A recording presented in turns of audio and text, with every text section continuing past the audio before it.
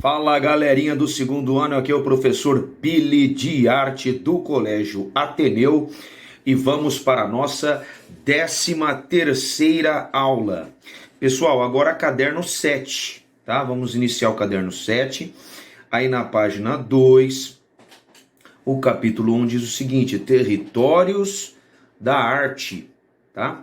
A gente vê uma imagem, é um óleo sobre tela, tá? Grande, 2,50 metros aí por quase 3 metros, chamada Primeira Operação com Anestesia pelo Éter, tá? De Robert Winkley. Hoje esse quadro está em Boston Medical Library, né? Livraria de Medicina de Boston, na cidade de Boston, nos Estados Unidos. Bom, ao longo do tempo, o ser humano utilizou diversas formas simbólicas para se expressar e as registrou nos espaços por onde passou. Então, essas formas simbólicas de representação mostram que a arte pode ser vista e apreciada também como o retrato de uma época, além de contribuir para o entendimento das transformações da sociedade, o entendimento das transformações do ser humano e da ocupação de diferentes espaços. A variedade de registros contribui ainda para a caracterização de diferentes épocas e do uso da arte em diversos campos do conhecimento. Algumas manifestações foram responsáveis por romper com padrões estéticos, criando movimentos contestadores, enquanto outras aconteciam devido ao espaço em que estavam relacionadas. Atualmente, é notável a presença da arte em territórios como museus, espaços de conservação, pesquisa e documentação, locais que preservam as memórias de diferentes expressões, como você verá nesse capítulo. Então, a sinopse do que a gente vai ver nesse capítulo.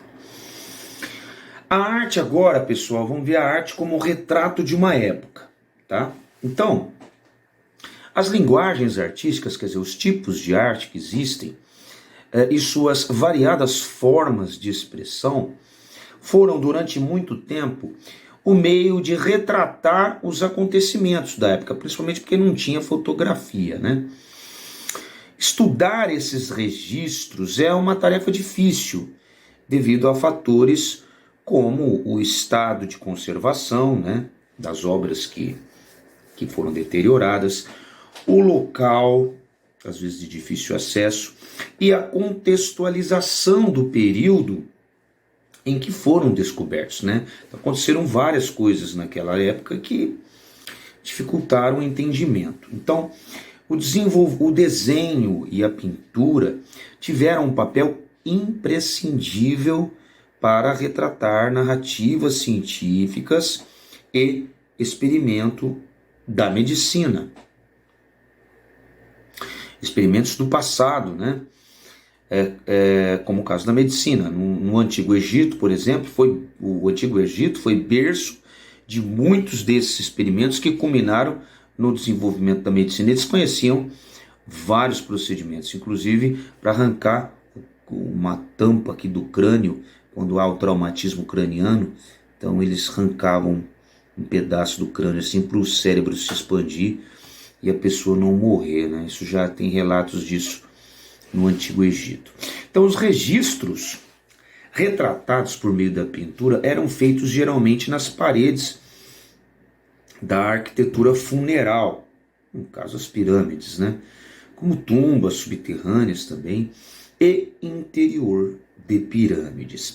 Então os artistas utilizavam, né, os egípcios, majoritariamente, a técnica do afresco na pintura, que é quando se pinta com argamassa ainda fresca, né, para a tinta ficar indelével, fazendo parte do cimento, consequentemente durar mais a pintura.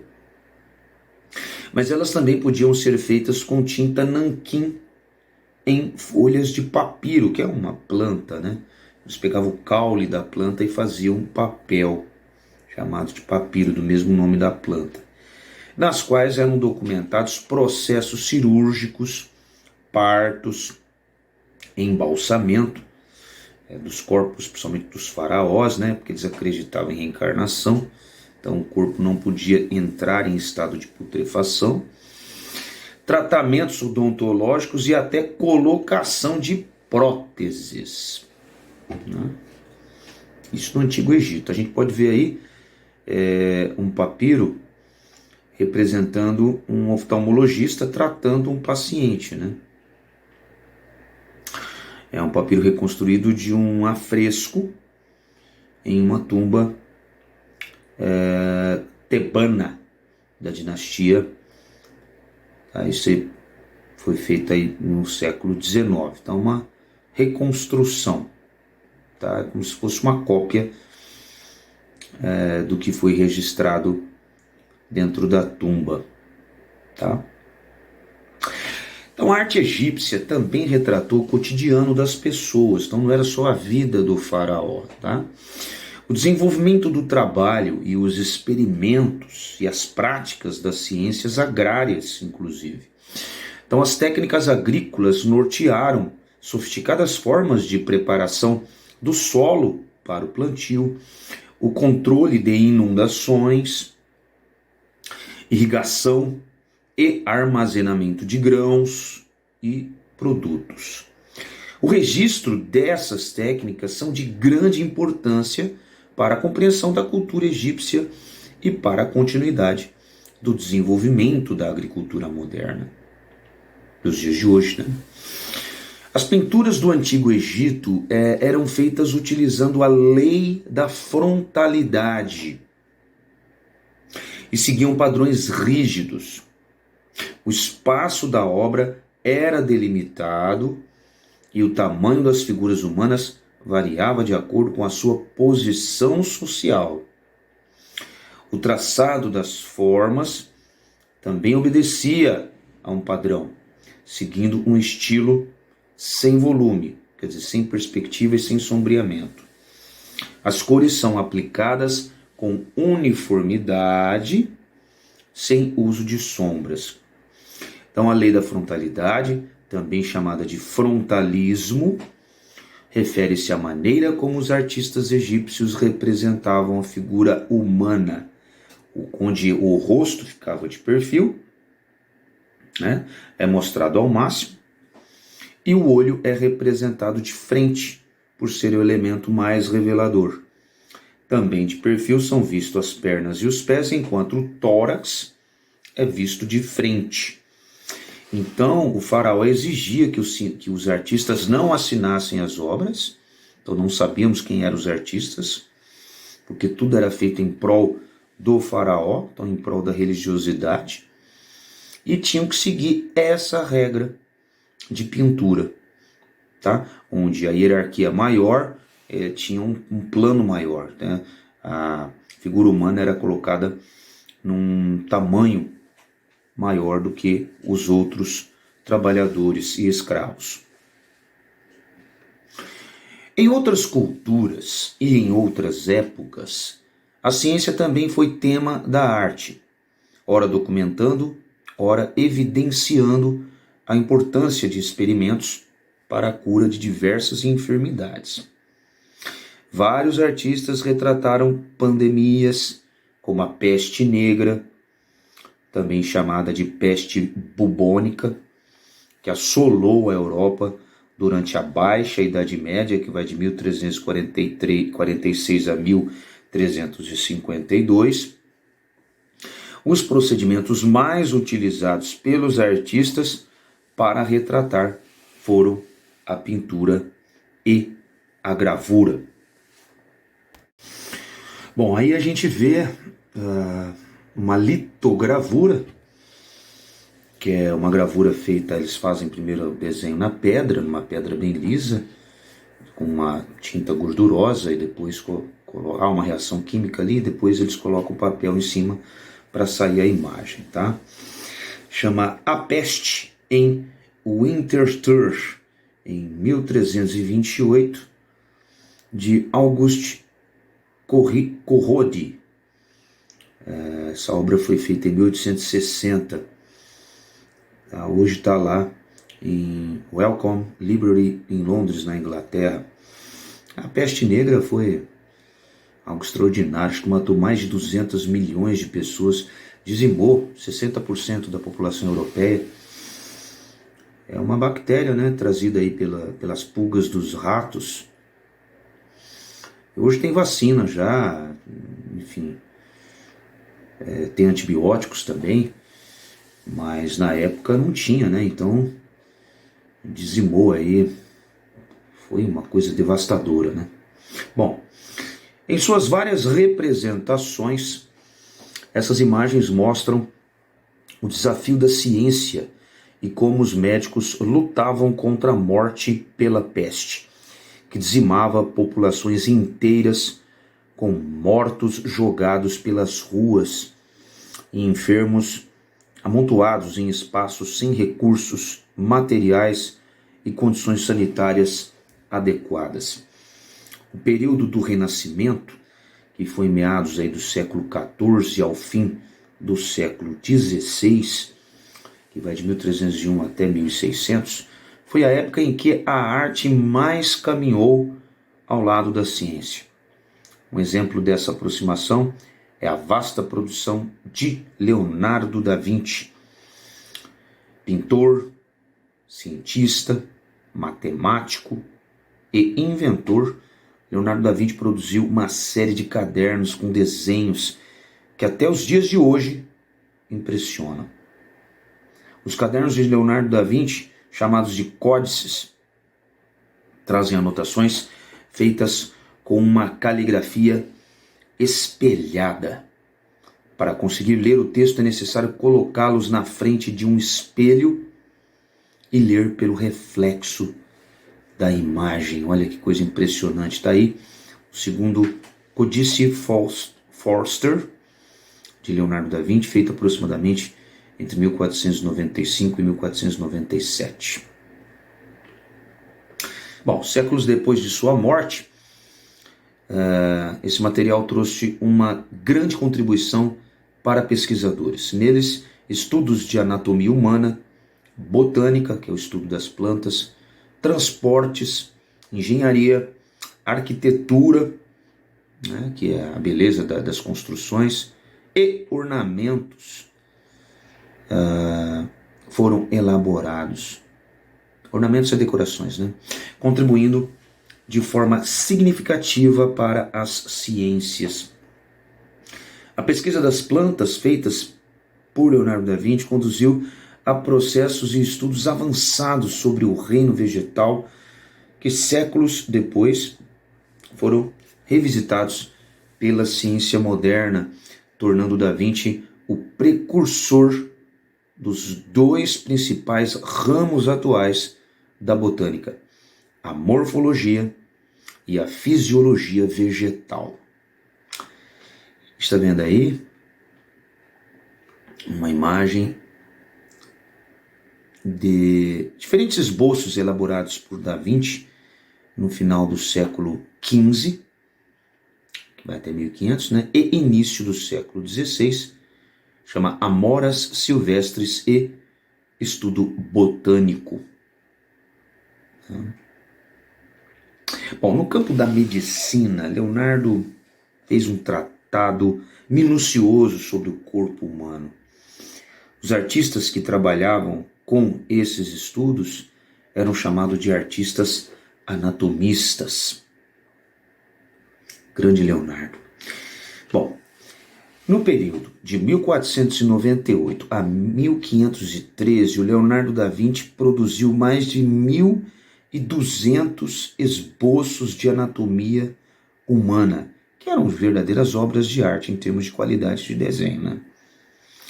contribuindo para a compreensão do funcionamento dos órgãos internos, do esqueleto, da musculatura e dos tendões.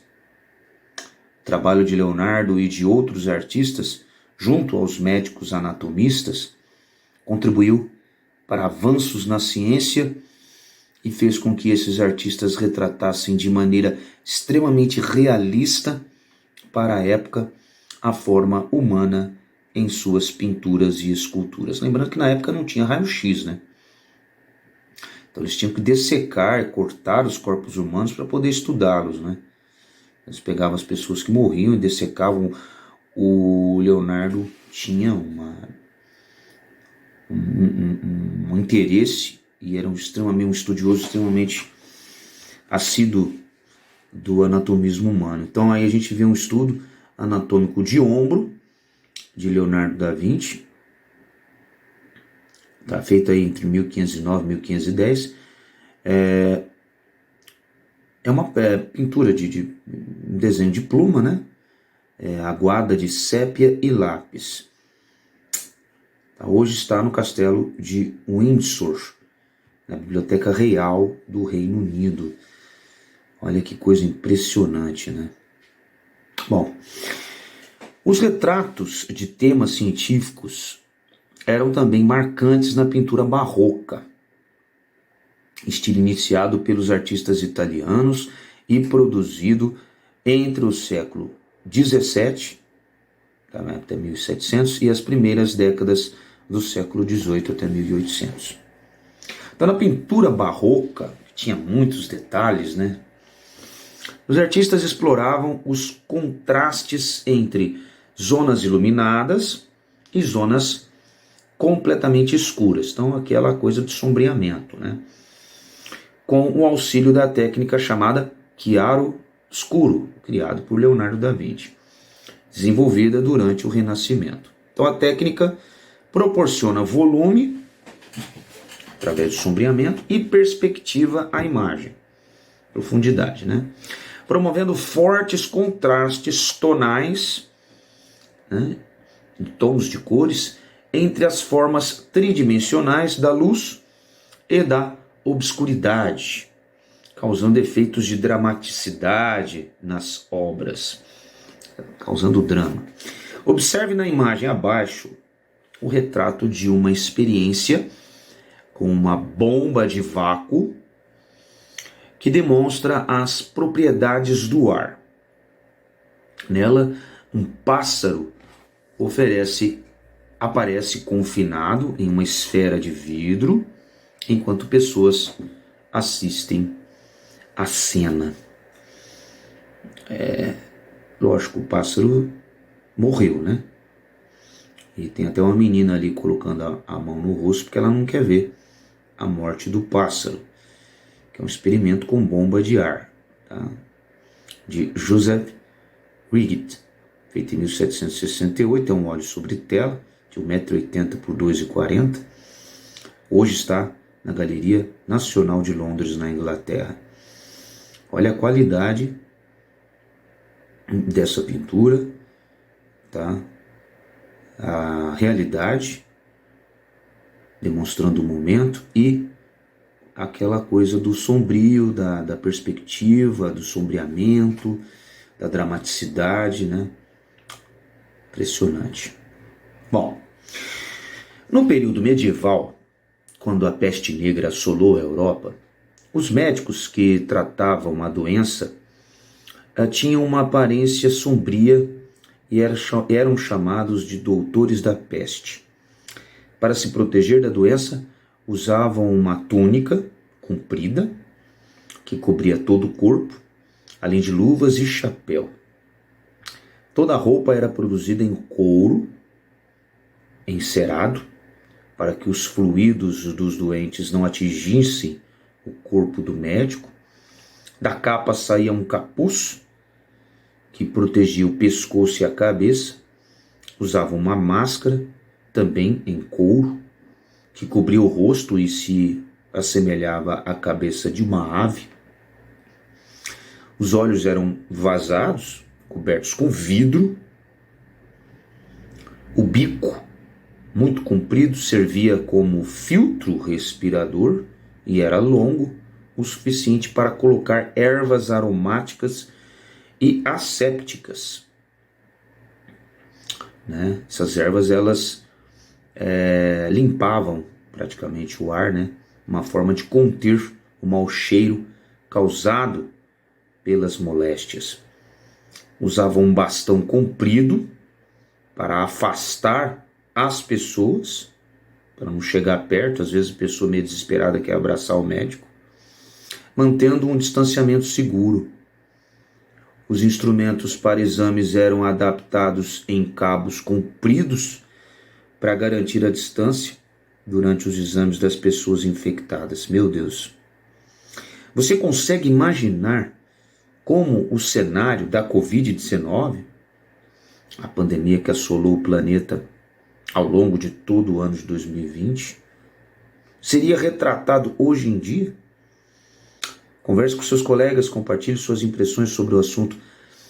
E nós estamos praticamente revivendo, né, o que aconteceu naquela época.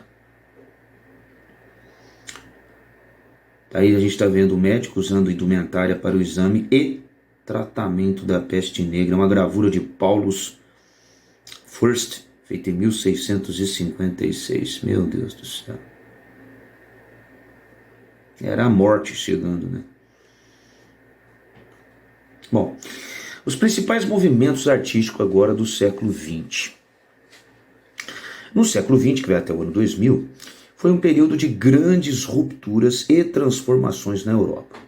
Tais mudanças tiveram início no final do século XIX, com grandes invenções como a lâmpada, o automóvel, a máquina fotográfica e o telefone, que favoreceram a qualidade de vida das pessoas. Por outro lado, nesse período, o mundo enfrentou guerras e influência da economia e o poderio das forças militares. Tudo isso transformou o cenário cultural, religioso, tecnológico, social, político e histórico, influenciando também o cenário artístico da época e proporcionando a criação de segmentos das artes que romperam com padrões estéticos até então estabelecidos. Entre as transformações culturais que marcaram o século XX na Europa, né, pode ser citados os seguintes movimentos artísticos. Vamos lá. Primeiro, o impressionismo. Então, no final do século XIX, um grupo de jovens pintores, influenciados e inspirados por Edward Manet, propôs uma nova forma de fazer arte, rompendo assim com as regras vigentes da pintura acadêmica, que é aquela pintura mais clássica aprendida nas escolas de arte. Então os artistas criaram um movimento que mais tarde ficou conhecido como o impressionismo. Alguns representantes notáveis do movimento são Claude Monet, Auguste Renoir, Camille Pissarro, Alfred Sisley e Paul Cézanne. A gente pode ver aí uma obra de Auguste Renoir, Pierre Auguste Renoir, chamado Baile no Moulin de la Galette, feito em 1876, é um óleo sobre tela. Observe que já não há aquela preocupação com o realismo, justamente porque estava surgindo a fotografia e o realismo já não era mais tão necessário, né? Retratar com tanta realidade. Então a primeira exposição coletiva impressionista foi realizada na cidade de Paris em 1874. Então os artistas rejeitados pela elite acadêmica, né, não tiveram a exposição bem aceita pela crítica e pelo público devido à forma de pintar ser contrária ao que era proposto à época, que era uma pintura linear, que retratasse fielmente a realidade. Então, já uma coisa que não era tão real, não tinha tanto valor artístico, mesmo com as evoluções surgindo. Então, os artistas impressionistas também romperam com os espaços fechados dos ateliês e passaram a pintar ao ar livre. Alguns artistas chegaram a pintar em diferentes horários para comparar a oscilações de cor, luminosidade e movimento de uma mesma paisagem. Talvez também para explicar a não realidade das suas pinturas, dizendo que precisavam pintar rapidamente para pegar as nuances do dia, né, que a luz solar proporcionava.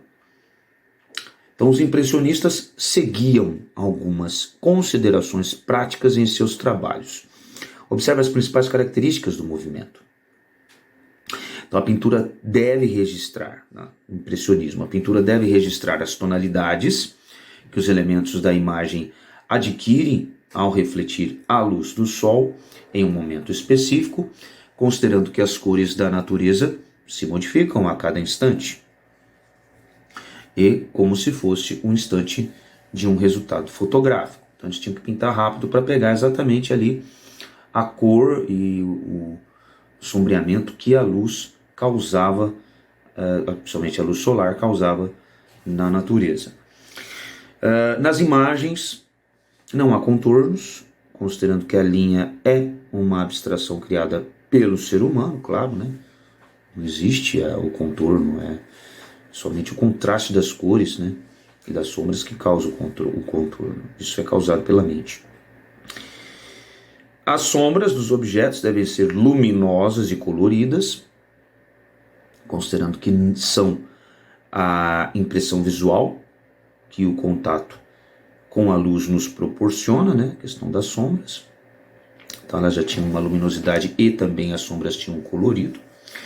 Os contrastes entre luz e sombra devem ser compostos a partir da lei das cores complementares, a mistura das primárias, né? Das primárias.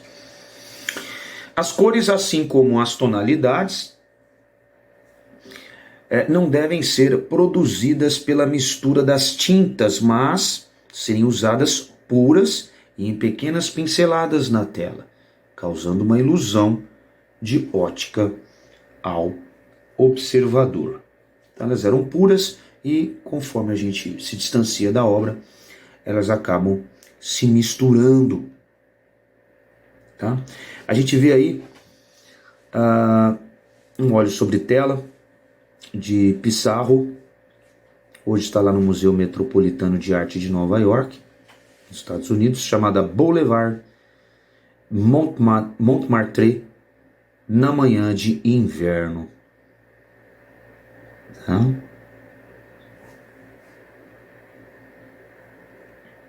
Observe que até há um certo pontilhismo, né? Que de distante essas cores puras se juntam e formam as complementares. Bom, muito da tecnologia da época influenciou a prática da pintura impressionista. Talvez a mais marcante seja a contribuição dada pelo advento da fotografia. Os efeitos ópticos acerca da composição de cores descobertos pelos fotógrafos e a formação de imagens na retina do observador de uma imagem influenciaram profundamente as técnicas da pintura impressionista. O artista, assim como o fotógrafo, selecionava um recorte para pintar e esse recorte era registrado como o disparar da câmera fotográfica em um determinado momento. Então o impressionismo sobreviveu muito por conta da dificuldade também na época de se revelar uma fotografia, né?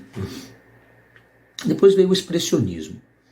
Então o expressionismo é um movimento artístico iniciado na Europa no início do século XX, até o ano 2000, vai de 1901 até o ano 2000, século XX, então no início teria 1920, 1930, está entre os primeiros a ter como foco os aspectos subjetivos e a valorização da expressão emocional do ser humano. Então começou aí realmente...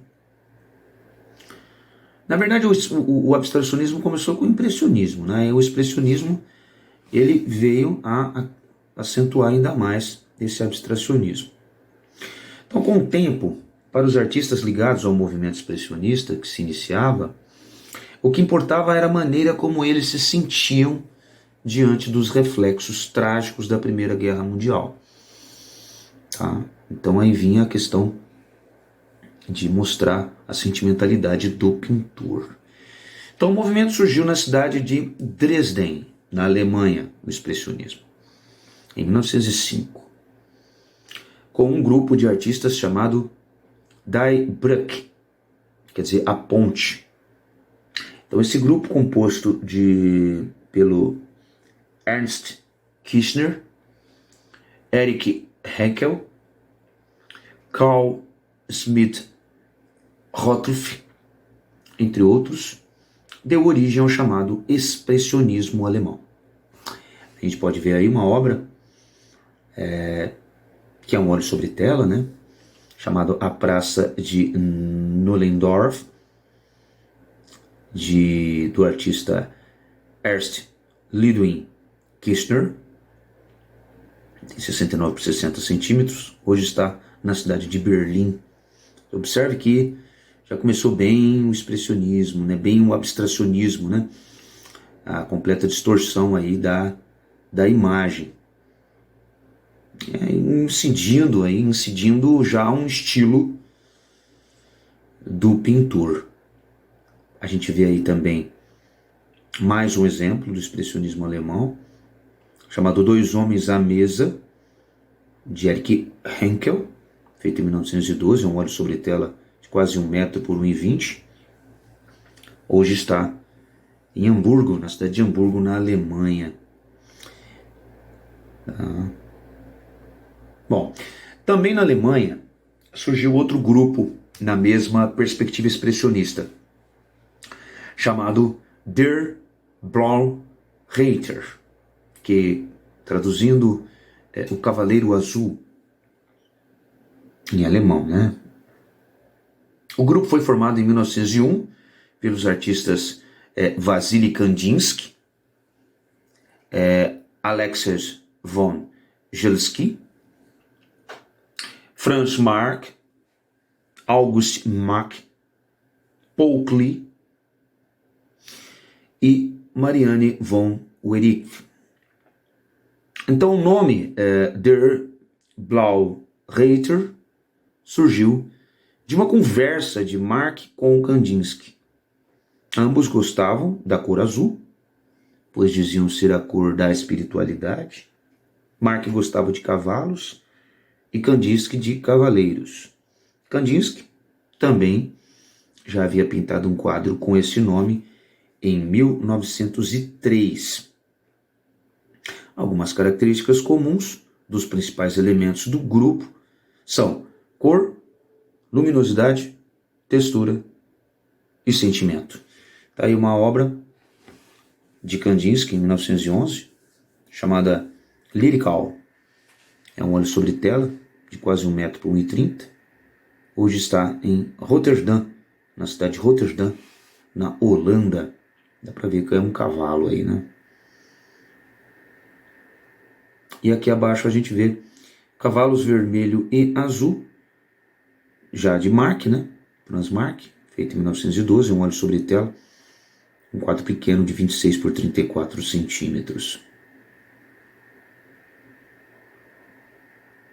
Por que não já dizendo que se inicia aí, mesmo sem querer, a questão geométrica, né? Do cubismo, que veio posteriormente. Bom, o movimento intercruzou os saberes de várias linguagens, né, da arte, surgindo como uma reação ao positivismo do movimento impressionista, visto que os impressionistas tinham como característica apenas o aspecto técnico e formal da obra, não se preocupando com a subjetividade e a complexidade humana. Tá? Então eles queriam retratar a realidade, mas do jeito deles. Então não estava querendo explorar a sentimentalidade do ser humano, né? Os expressionistas já. Então, entre as principais características do movimento expressionista destacam-se o uso de cores contrastantes e intensas, o uso da linha, aquilo que eu falei, né, do geometrismo, e da cor de maneira emotiva, em formas retorcidas e agressivas.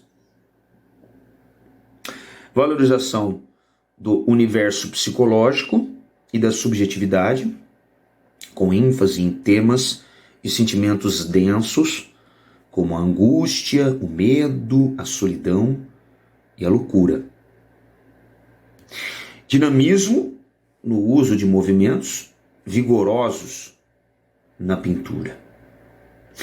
E o uso de técnica de forma agressiva, utilizando grossas camadas de tinta com pincel ou espátula. Bom, então o expressionismo buscou ser uma expressão dos sentimentos e das emoções do ser humano, porque não até no jeito de pintar, né?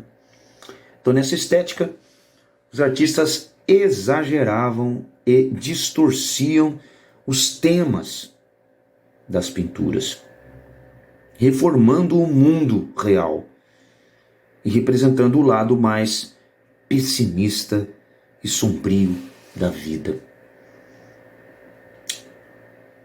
Depois veio o fauvismo, ou fauvismo, também tanto faz, que foi uma corrente artística que teve início em 1901 na França, diferente do expressionismo na Alemanha, e foi consolidada entre 1905 e 1907. O grupo de pintores ligados a esse movimento foi fortemente influenciado pelas emoções representadas no trabalho de Van Gogh e no primitivismo natural das pinturas de Paul Gauguin. O cenário artístico da época, atingido pela ebulição da Revolução Industrial, corria com grande velocidade de mudanças. Com isso, era possível os artistas adotarem ou se aterem aos cânones artísticos do passado. Nesse sentido, eles ingressaram em uma corrida artística na qual o que importava era uma criação pelo instinto, de forma arbitrária, utilizando cores puras e intensas que muitas vezes saíam diretamente das bisnagas para a tela. Os artistas organizaram uma primeira exposição pública no Salão de Outono em 1905 em Paris. Em 1906 realizaram outra exposição, dessa vez no Salão dos Independentes. O pintor Henri Matisse foi um dos precursores desse movimento fauvista. A gente pode ver aí, Mulher com Chapéu, é o nome dessa obra de Matisse, feita em 1905, é um óleo sobre tela, de quase 1 metro aí por 50. Hoje faz parte de uma coleção particular de alguma pessoa.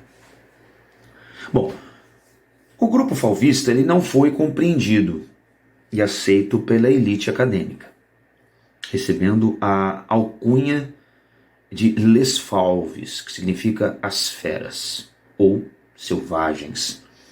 Esse nome foi dado com intenção depreciativa mesmo, de denegrir a imagem dos fauvistas, pelo renomado crítico de arte Louis Vauxelles, na ocasião em que tentou descrever a sensação que teve ao comparar as pinturas fauvistas a uma obra clássica. Mas não deu muito certo não. Como a gente pode ver aí na Paisagem de Outono, nome dessa obra, de Maurice de Vlaminck, 1905, é um óleo sobre tela. Agora você imagina uma obra dessa, com essa saturação da cor, uma coisa absolutamente parece feita por uma criança, em que os acadêmicos gostavam daquela coisa bem realista, bem difícil de fazer. Vai um artista desse e quer se destacar com uma pintura dessa.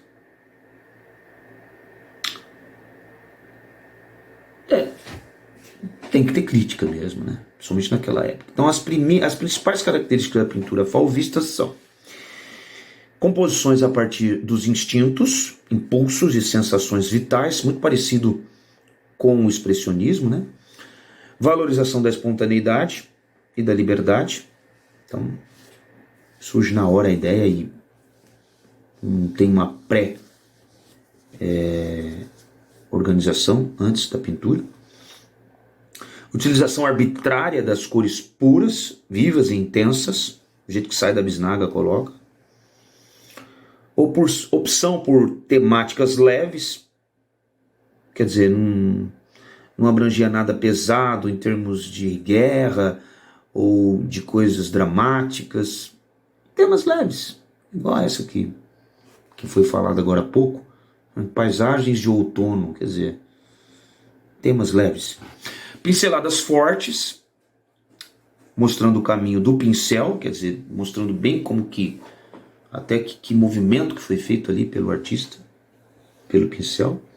Total desapego com a realidade das cores, quer dizer, não tinha aquela...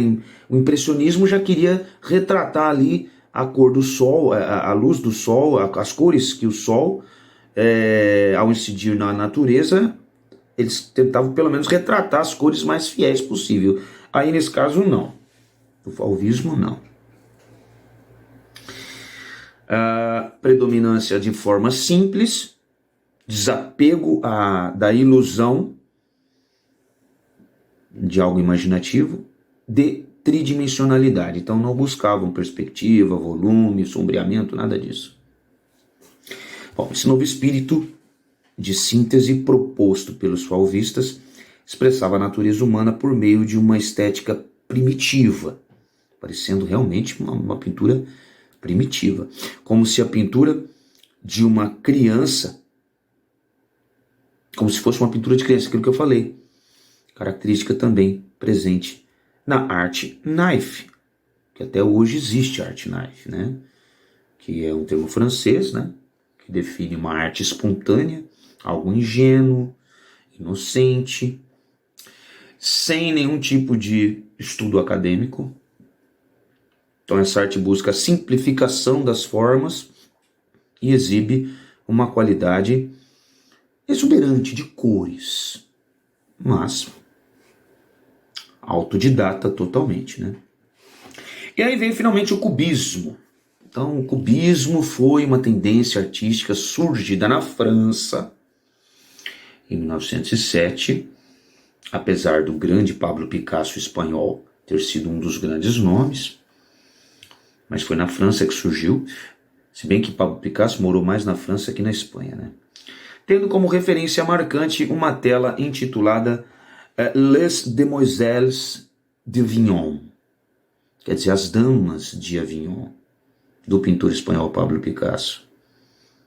A obra apresenta uma série de elementos que condizem com a estética das esculturas africanas e das pinturas do artista francês pós-impressionista Paul Cézanne.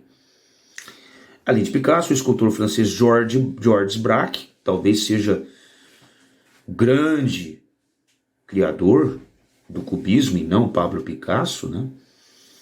Que também foi precursor do movimento cubista.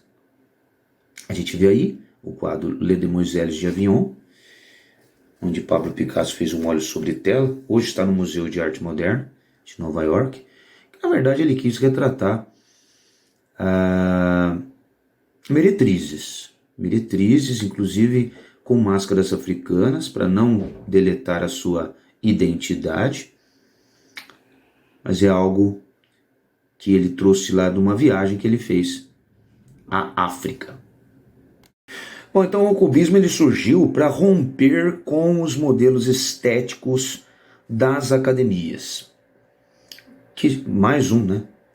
Além do impressionismo, expressionismo, o cubismo também veio com essa ideia que só valorizavam a perfeição das formas. Então, o movimento foi o primeiro entre vários que surgiram na Europa no início do século XX a ter como premissa principal a incorporação do imaginário urbano-industrial em suas obras. Então veio mais pelo tema mesmo. Então esse movimento possui características próprias que o faz ser percebido em suas composições, entre elas a seguinte: composição geométrica das formas, então quer dizer, o geometrismo é sempre presente, com predominância de cubos e cilindros, tá?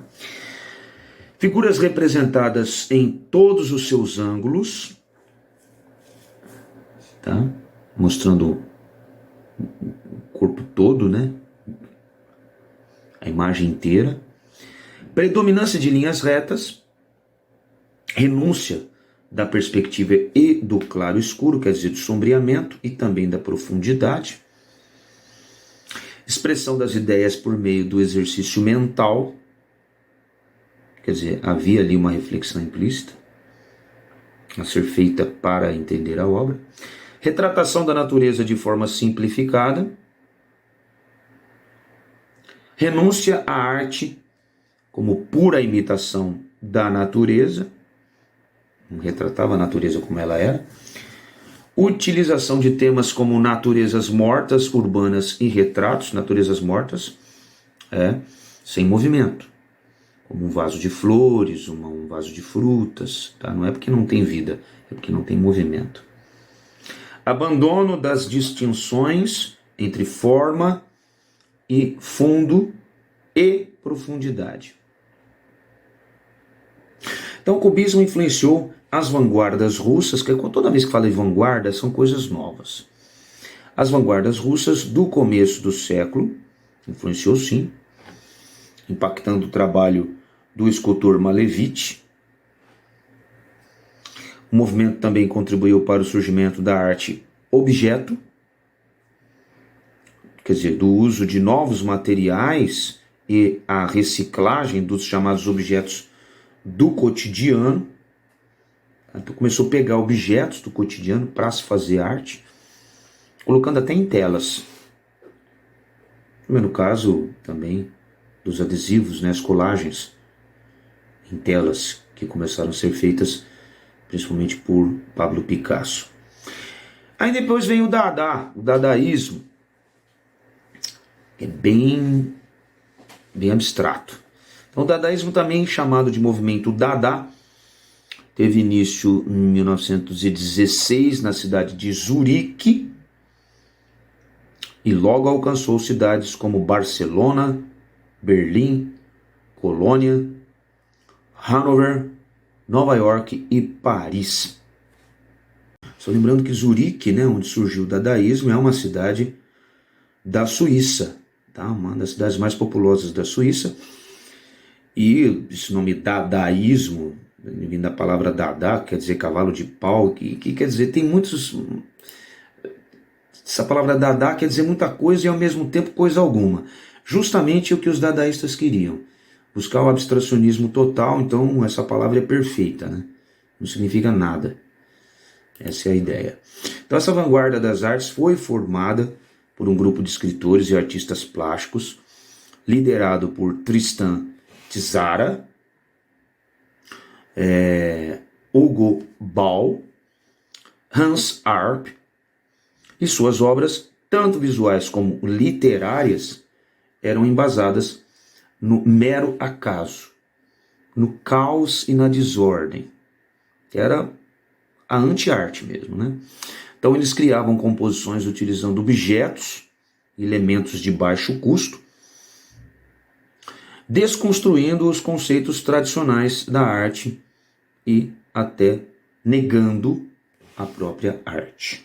Então tá aí, essa é uma colagem com papel, que a ideia da colagem já surgiu lá no movimento anterior, que é o cubismo com Picasso. Aí o Kurt Swinters, ele fez essa colagem aí, chamada Merstrawing 85, zigue-zague vermelho.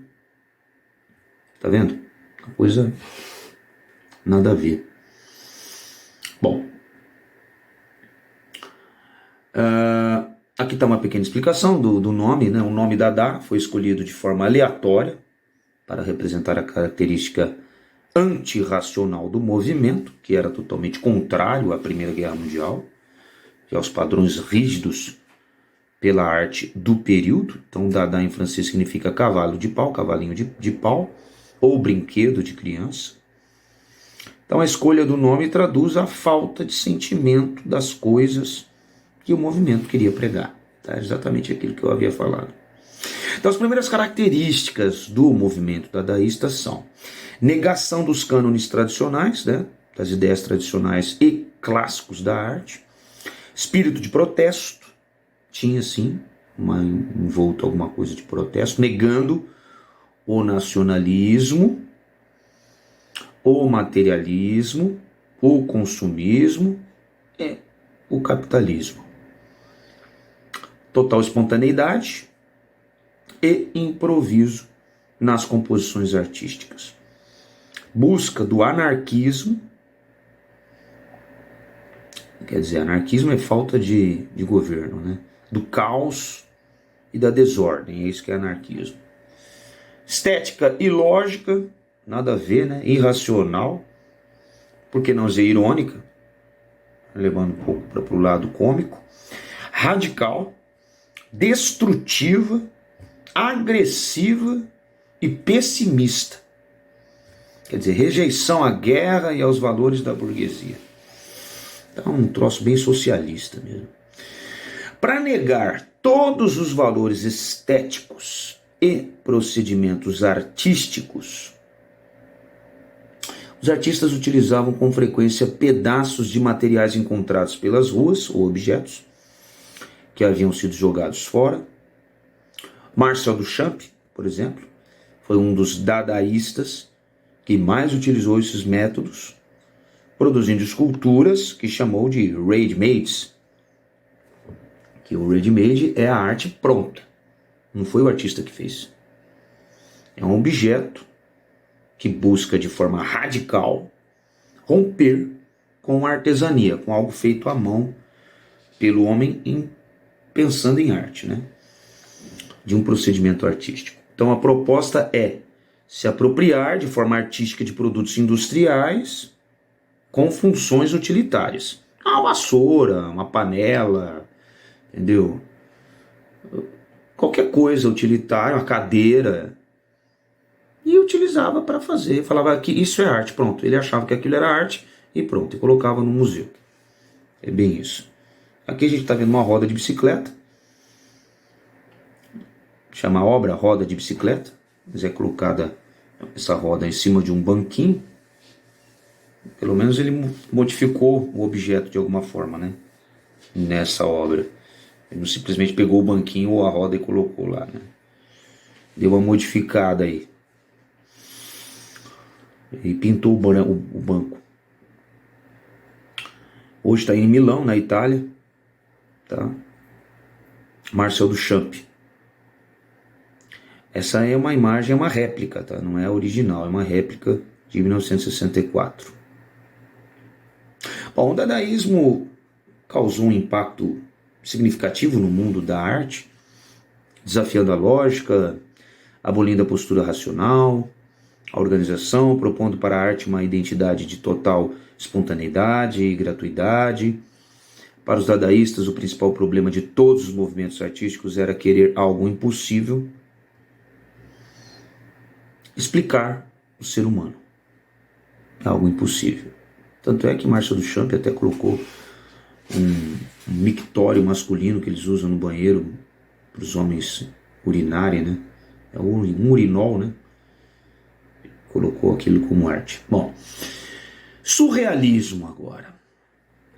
O surrealismo, quer dizer, o cenário na Europa entre a Primeira e a Segunda Guerra Mundial, que foi de 1918 a 1939, era de incerteza, insegurança e insatisfação.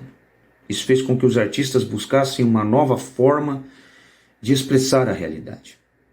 Então, o surrealismo foi um movimento artístico e literário que surgiu com a reação ao racionalismo e ao materialismo da sociedade ocidental, rejeitando os valores da burguesia.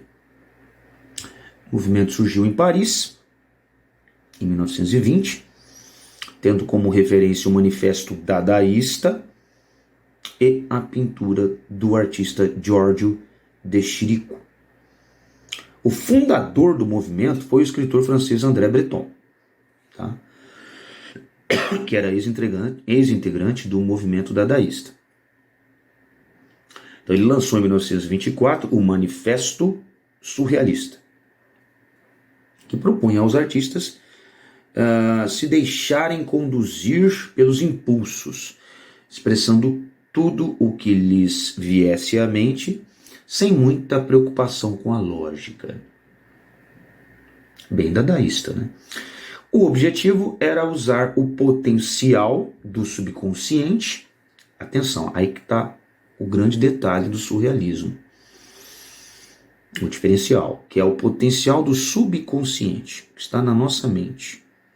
E a referência dos sonhos, como inspiração. Da diferença do Dada tá aí.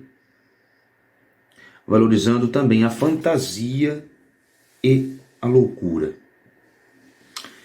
O movimento foi composto por nomes como o escritor e poeta André Breton, como já foi falado, o dramaturgo Antonin Artaud, o cineasta Louis Buñuel e os artistas Max Ernst, René Magritte e o grande Salvador Dalí. A gente pode ver uma obra aí chamada O Sono, de Salvador Dalí. Olha agora o tratamento estético, hein? Olha a busca realmente, né, de uma qualidade extraordinária. É um óleo sobre tela, hein? 51 por 78. Então, entre as características do surrealismo, destacam-se as seguintes, que era o pensamento livre da existência utilitária, tá? Espontaneidade na forma de expressar, influência das teorias da psicanálise freudiana ou freudiana, criação de uma realidade paralela, criação de cenas irreais, sem se ater à lógica e à razão, valorização e combinação do representativo, do abstrato, do inconsciente, do humor, por que não? Até de forma engraçada, e do sonho, principalmente do sonho. Subversão das ideias de bom gosto e decoro. Quer dizer, não seguia um tratamento correto das coisas. Então, o filme surrealista, Um Cão Andaluz, de Louis Buñuel, foi lançado em 1928, na França. Curta-metragem em preto e branco, foi composto de partes de Um Sonho, de Salvador Dalí, e a outra parte de Buñuel. O roteiro não necessariamente seguia uma lógica consciente e não tinha o objetivo de ser compreendido, mas sim de ser um discurso inconsciente que dialoga com outras leituras da realidade. Aí está uma cena icônica do filme, né? Um Cão Andaluz, de Louis Buñuel, feito em 1929, tem 16 minutos. Está no Experimental, na França. Bom, os métodos criativos utilizados pelos surrealistas buscavam ativar o inconsciente, propondo desenhos coletivos, onde cada um fazia um pedaço do desenho, poemas aleatórios e inusitados, escritos a várias mãos, cada um escrevia um pedaço, resultando sempre em uma surpresa. Então, esse método, intitulado Cadáver Requintado, quer dizer, cada um colocava um pedacinho ali, foi também criado por André Breton. Tá? Bom, conexões. As tragédias ambientais são temas decorrentes no trabalho de vários artistas, né? Então, observe a seguir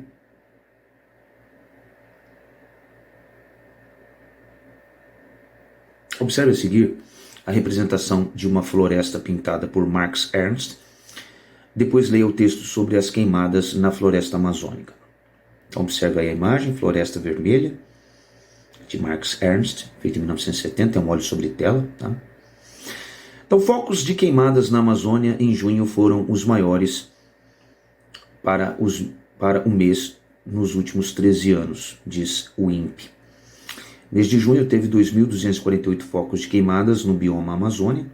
Recorde para o mês foi batizado em 2004, em 9.179 registros, mas o número não passava de 2.000 desde 2007. O número de queimadas no bioma Amazônia no mês de junho foi o maior observado para o mês desde 2007. De acordo com os dados do programa, queimadas do Instituto Nacional de Pesquisas Espaciais INPE, gerados com base em imagens de satélite, foi um aumento de 19,6% em comparação com o mesmo mês no ano passado. Em junho de 2020 foram 2.248 focos coletivos, 2019 1.880. Segundo o INPE, a média histórica para junho é de 2.724 focos ativos de queimadas no bioma Amazônia. Em junho de 2020 o índice ficou 17% abaixo da média dos últimos 21 anos, mas o número não passava dos 2.000 desde 2007, quando houve 3.519 pontos de incêndio na floresta. Entre janeiro e junho foram 10.395 focos em todo o país, contra 8.821 no mesmo período do ano passado, um crescimento de 17,8%. Bom, isso aí é em 18 de outubro de 2020. Tá? Do G1, né? Uma matéria do G1. Bom, diante da pintura e do trecho da reportagem, troque ideias com seus colegas sobre como a arte pode ser um instrumento de denúncia e de conscientização a respeito de tragédias ambientais. Bom, essa questão da Amazônia é muito discutível, né? Muito complicado isso aí. Muitos dizem que a Amazônia não está pegando fogo mesmo porque a floresta é úmida. Então são focos de queimadas para preparar o solo para o plantio. Eles colocam isso em busca aí de derrubada de um governo atual que esteja governando o país, narrativas de tomada de poder mesmo pelo partido ou pela oposição, e também de busca de descredibilizar e a entrada de ONGs, né, no país para, teoricamente, dominar a região, ajudar a região, mas na verdade está querendo dominar a região e levar as riquezas para outros países, somente essas ONGs internacionais. Então, são coisas para se pensar. Bom, espaços legitimadores da arte. Então, ao tratarmos de quais espaços tornam a arte legítima, é também importante pensar que a torna legítima e quais critérios são adotados para elevar um trabalho artístico ao patamar de arte. Então, essas escolhas são feitas por diferentes atores, com diferentes práticas e olhares e em variados períodos e espaços. Desde a antiguidade, as artes estavam relacionadas às pessoas de poder e status. Na Grécia Antiga, eram produzidas para servir à arquitetura e tinham finalidades, em sua maioria, religiosas. Né? As obras eram patrocinadas pelo Estado, né, pelo governo. Na Roma Antiga, a produção artística também estava a serviço da religião e da arquitetura, sendo patrocinadas pelos imperadores da época. Na Idade Média, os artistas estavam a serviço da igreja, sendo remunerados pelo clero e por ricos proprietários de terra. Nesse período, os artesãos se organizavam em associações corporativas chamadas de guildas. No Renascimento, as artes eram promovidas pela nobreza, pelos políticos e pelo clero. Lembrando que guildas são associações que surgiram na Europa durante a Idade Média com a finalidade de agrupar pessoas que tinham interesses comuns, como negociantes, artesãos, artistas. Então as guildas ou guildas tinham como objetivo proporcionar assistência e proteção aos seus integrantes. É como se fosse um sindicato. Então aí a gente vê a gravura do século XIX, vai até 1900, mostrando artesãos confeccionando vitrais da Catedral de Chartres, na França. Foi um grande boom, né? A época que os artistas ganharam mais dinheiro foi nessa época aí. Tá? Então, durante muito tempo, o trabalho artístico foi equiparado com qualquer outro trabalho manual, ou seja, o artista exercia suas atividades tal como o artesão, o carpinteiro, o oleiro, né? Que fazia cerâmicas, né? Entre outros. Somente no século XIV, que vai até 1400, na Itália, é que alguns pintores e escultores foram diferenciados dos artesãos. Os artistas italianos, Andrea del Verrocchio, Donatello e Sandro Botticelli, eram considerados artesãos de um grau superior. Com o tempo, esses artistas passaram a ganhar destaque e prestígio social, muitos para garantir sua sobrevivência. Ligavam-se à nobreza, aos governantes ricos e às famílias burguesas, atuando como mestres e preceptores de jovens, quer dizer, eles também eram professores de jovens aprendizes. Aí veio os mecenas, o surgimento dos mecenas. Então, o surgimento da burguesia fez nascer também uma nova classe social. Os burgueses, geralmente comerciantes, abastados, né, muito ricos, passaram a investir na construção de seus suntuosos palacetes, com capelas e jardins situados no centro das cidades. As casas deles, né? A burguesia também investia na construção de igrejas e de estátuas, que eram colocadas nas praças das grandes cidades. Encomendavam, então, né, para os artistas isso aí. Encomendavam ainda brasões para valorizar o nome de suas famílias.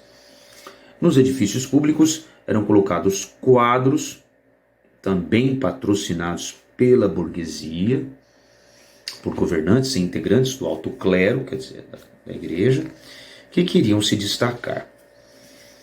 A contratação dos serviços de artistas pela burguesia lhe conferiu o caráter de financiadores da arte, garantindo prestígio e reconhecimento para quem produzia as obras durante o século XV e o século XVI, de 1401 até 1600, que é o grande período do renascimento cultural.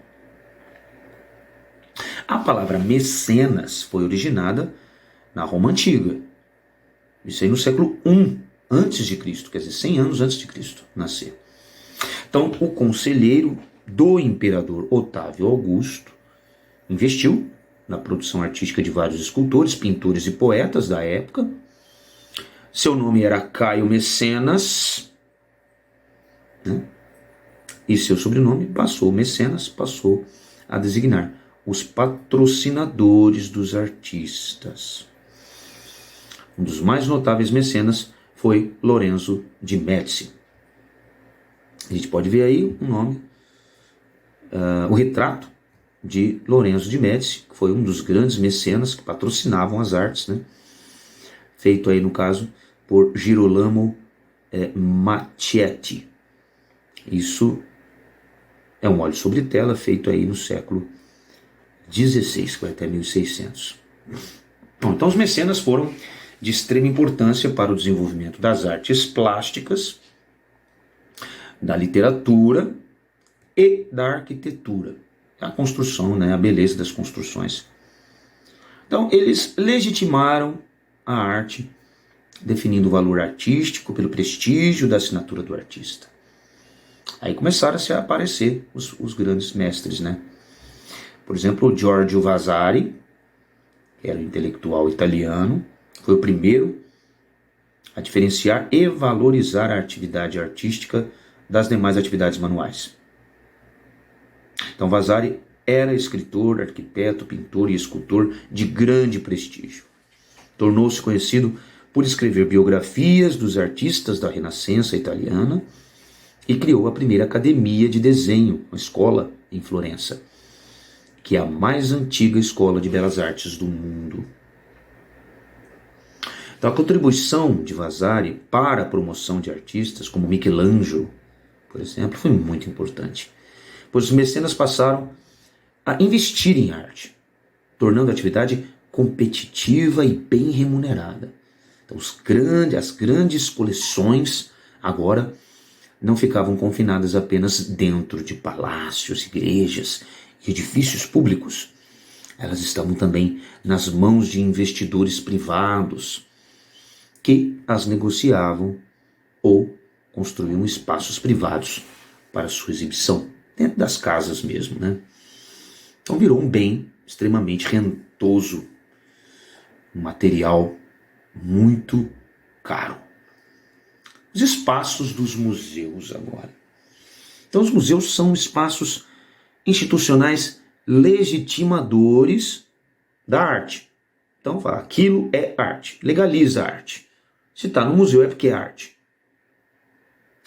Então, a primeira instituição a receber a denominação de museu foi a Biblioteca de Alexandria, que foi destruída por um incêndio em 640 d.C.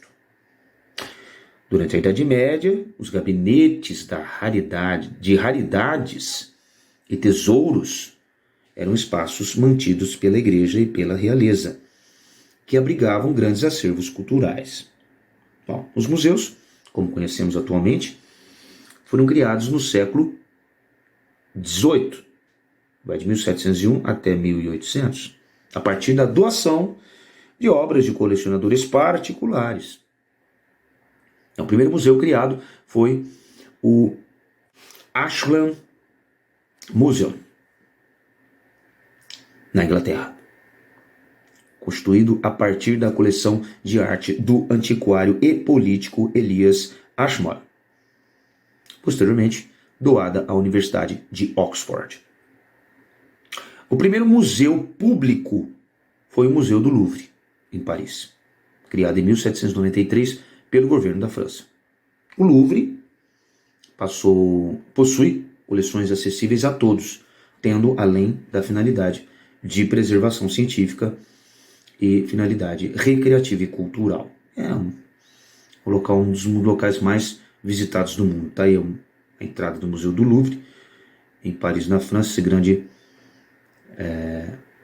pirâmide aí, translúcida. Essa foto é de 2019. Então, no século XIX, de 1801 até 1900, importantes museus foram criados em todo o mundo. Esse fato se deu devido a muitas coleções particulares terem se tornado públicas mediante dívidas dos colecionadores com o governo. Então, ao invés de pagar impostos, eles pagavam em obras de arte, em bens, né? Em doações ou mesmo investimentos dos órgãos públicos do governo na área cultural.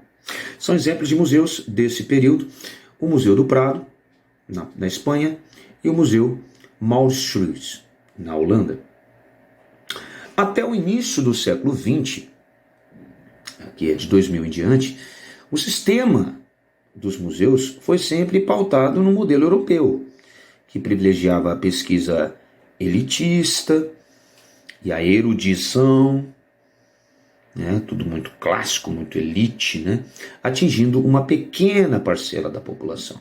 Porém, a partir da década de 1970, a função do museu começou a ser representada ou repensada e sedimentada nos pressupostos de uma nova museologia que incentiva, no caso, a fundação de museus regionais para fomentar ou aumentar a diversidade artística, histórica e cultural, promovendo os artistas e a cultura da região onde estão inseridos e convidando a participação da comunidade. Então, essa nova metodologia, além de agregar legitimidade à arte, a coloca como elemento primordial de educação estética.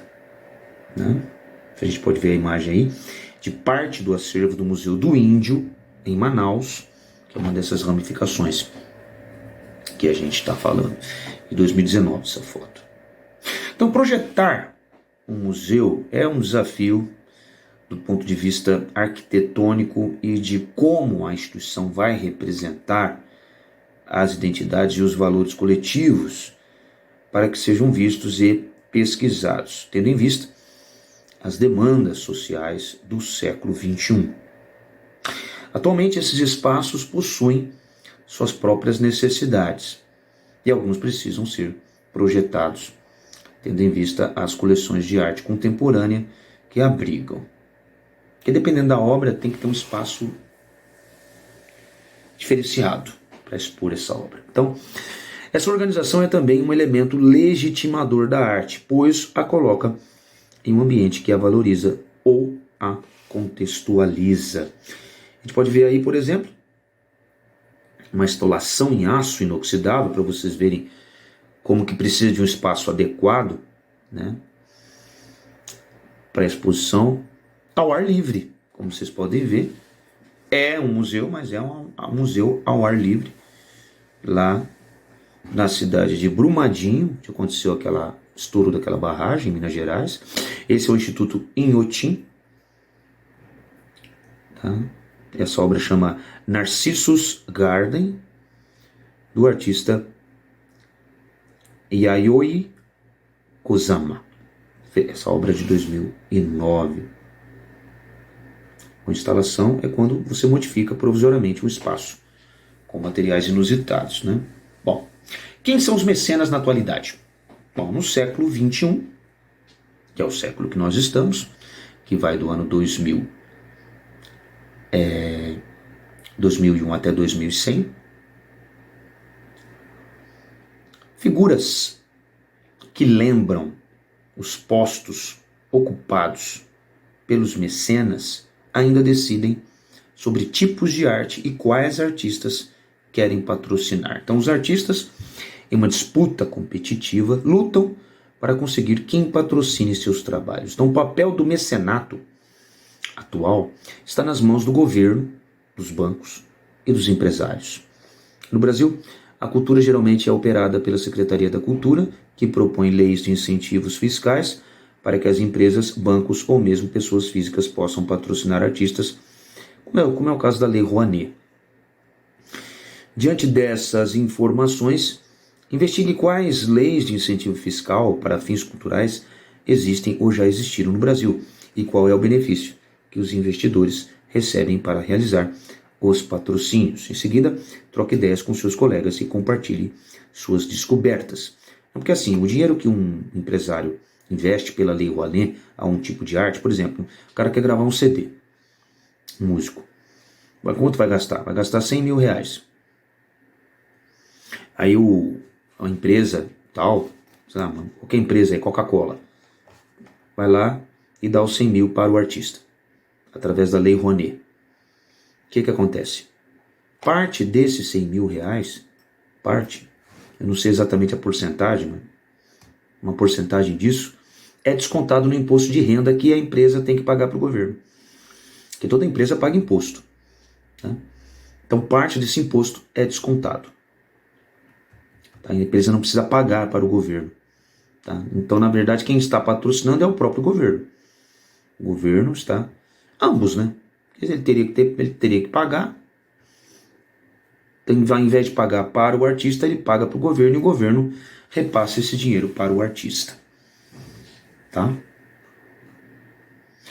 Acervos, conservação e documentação.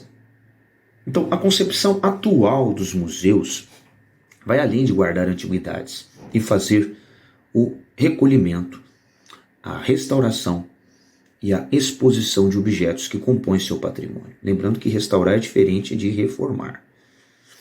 Atualmente, os museus procuram também fomentar um discurso que é incorporado pelo visitante, tornando-o emissor, propagador e construtor de cultura. Em linhas gerais, a relação entre o ser humano e o objeto no espaço institucional é denominada fato museal. Fato museal. Tá? Então, o estudo dessa relação é feito por um campo de conhecimento chamado museologia.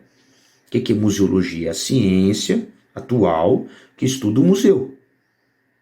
Seus objetivos, sua organização, seu funcionamento. Quer dizer, a museologia consiste em uma plataforma de metodologias distintas que estruturam o seu papel primordial na preservação patrimonial e evidentemente, na sua divulgação.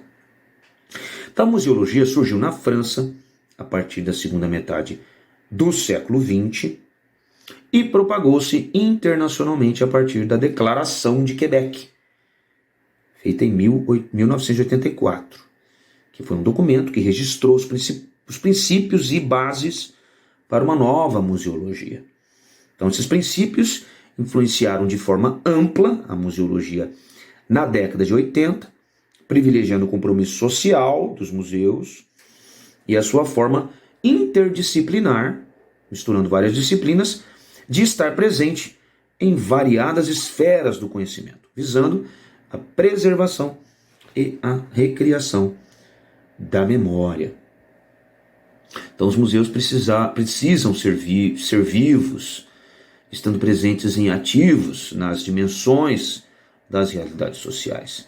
Precisam também ser espaços de provocação, no qual o visitante se sinta instigado e fascinado pelas experiências ali vivenciadas. Então, os espaços precisam estar vinculados à realidade tecnológica, garantindo melhor aproveitamento por diferentes setores da sociedade. Então, a museologia também atua de forma colaborativa com outras ciências, como a história, a sociologia, a filosofia, a antropologia, sendo, portanto, uma área do conhecimento teórico e prático. Então, a diversidade de atuação profissional no espaço dos museus fez surgir áreas de especialização na museologia, contemplando as áreas de acervo das coleções e conservação preventiva, lógico, né? E a documentação museológica. Então vamos falar sobre o acervo. Na museologia, acervo significa um conjunto geral que pode ser artístico, bibliográfico, fotográfico, científico, histórico e documental, de documentos, né? Tudo isso é acervo. Então, o acervo artístico, ele possui um corpo mais amplo, muitas vezes constituído por várias e diferentes coleções. Então, a palavra coleção, entre aspas, significa um corpo mais específico e possui um sistema que segue critérios e normas de escolha e de organização específica de cada espaço. Então, os acervos públicos ou privados, eles podem estar ainda desorganizados ou já institucionalizados e sistematizados em formato de museu ou sobre outros formatos. Acervo, portanto, se refere a todo o patrimônio material e imaterial, quer dizer, que dá para pegar e que fica no campo das ideias, como música, teatro, enfim, poesia, e é o conjunto dos bens dinâmicos, efêmeros, que tem começo, meio e fim, em constante transformação em uma comunidade, e não somente uma coleção. Coleção é uma parte específica do acervo e pode ser composta de objetos materiais ou imateriais, tá? Como, por exemplo, o jeito de fazer uma determinada comida, o jeito de falar, o sotaque, né? Tudo isso é imaterial, que precisa ser mantido por uma pessoa física ou pertencer a uma nação. Na coleção, os itens que a compõem precisam formar um conjunto coerente e significativo, visto que o ato de colecionar é um ato de escolher. Então, essa escolha, ela não é aleatória, tá? Mas sim uma identificação com alguns testemunhos materiais, objetos ou coisas com as quais o colecionador estabelece uma relação. Por serem específicas, as coleções têm diferentes possibilidades de seleção. não sendo possível estipular uma quantidade necessária de objetos para a sua constituição. Isso dependerá, no caso, do local onde ela se acumulou e do estado da sociedade de origem, né? Quando incorporadas a uma coleção, as peças adquirem um status diferenciado, perdendo sua função de origem e passando a ter uma função de memória. Então a peça passa a ser protegida pela instituição e não pode mais circular comercialmente. É como se fosse uma cerâmica antiga, encontrada, muito antiga. Ela tinha um valor utilitário, né? Não foi pensada em arte, mas de acordo com a sua memória, com a sua importância histórica, ela passa a ser preservada e passa e vira, no caso, um patrimônio, uma obra de arte. Então, aí a gente vê uma foto do MASP, né, o Museu de Arte Moderna de São Paulo, a parte do acervo do MASP, né, em São Paulo. A gente pode ver ali um quadro de Anita Malfatti ali, bem próximo. Bom, a conservação agora. Bom, a conservação é um conjunto de providências tomadas preventivamente e diariamente em um museu com o objetivo de manter a integridade física e histórica do acervo para aumentar a vida útil das peças, diminuindo riscos de degradação. Vale lembrar que o acervo de um museu é composto de peças expostas de forma permanente e peças que ficam guardadas, no caso de documentos, mostradas ao público somente em exposições temporárias. Essas peças precisam estar bem condicionadas, respeitando normas e regulamentos de conservação preventiva. Tem documentos que você não pode nem manusear tem que pôr uma luva para mexer nesses documentos. Fique por dentro. Em 2018, um incêndio dominou o Museu Nacional do Rio de Janeiro. Naquele ano, a instituição também completava 200 anos de história. Olha aqui que incongruência. Sendo o maior museu de história natural do Brasil, o fogo também destruiu mais de 20 milhões de itens, desde fósseis até livros raros, com grandes acervos em áreas de estudo como botânica, arqueologia, zoologia e muitas outras. Foi uma tragédia mesmo. Olha a foto aí do Museu Nacional do Rio de Janeiro em setembro de 2018, que já foi restaurado e foi inaugurado recentemente.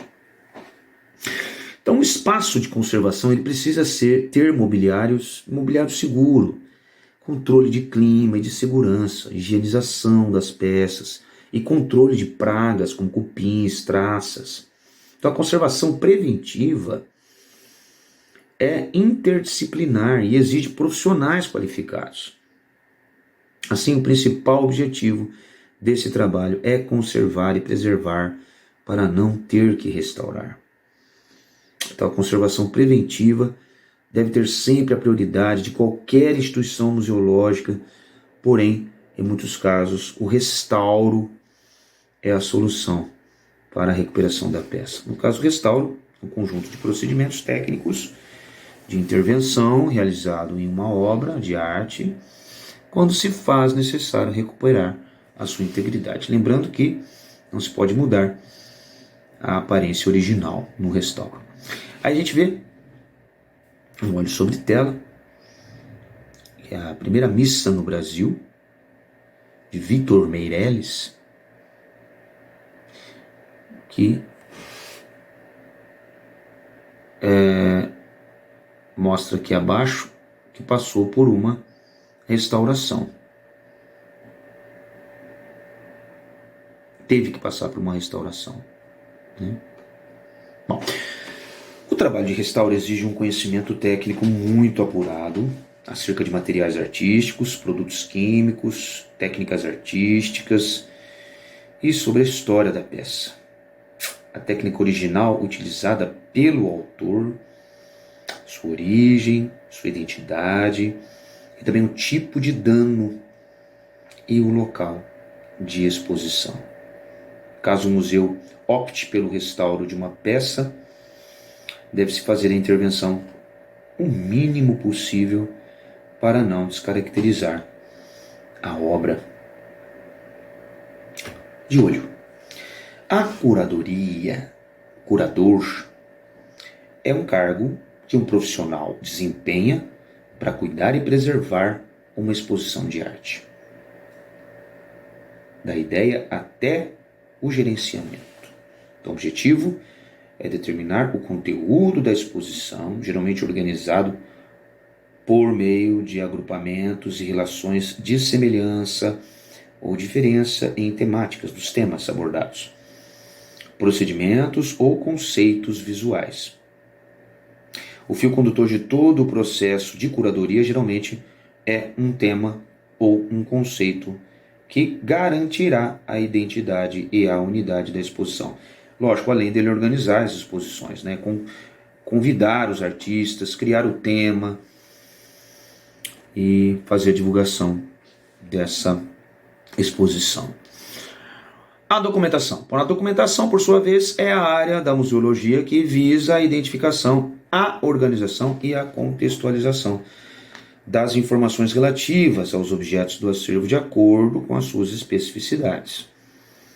Então, os museus lidam com objetos de cultura material, porém, essa materialidade não se torna suficiente para conhecer o significado das manifestações culturais, práticas científicas, históricas e os princípios artísticos que motivaram sua criação.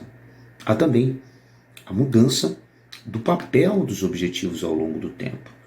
O museólogo deve ter domínio e clareza de todos os procedimentos que configuram o sistema das ações documentais, para que o processo de consulta seja simples, eficiente e acessível. Os objetos de um museu são documentos, considerados fontes primárias. São registros e testemunhos da existência humana e da sua trajetória ao longo do tempo. Então, os registros dos objetos podem orientar processos de conservação e restauração, auxiliando o monitoramento dos acervos e a orientação das curadorias, visando divulgar o acervo por meio de exposições e das ações educativas destinadas ao público. Bom, pessoal, por hoje é só. Obrigado pela atenção, anotem as dúvidas e até a nossa próxima aula. Valeu!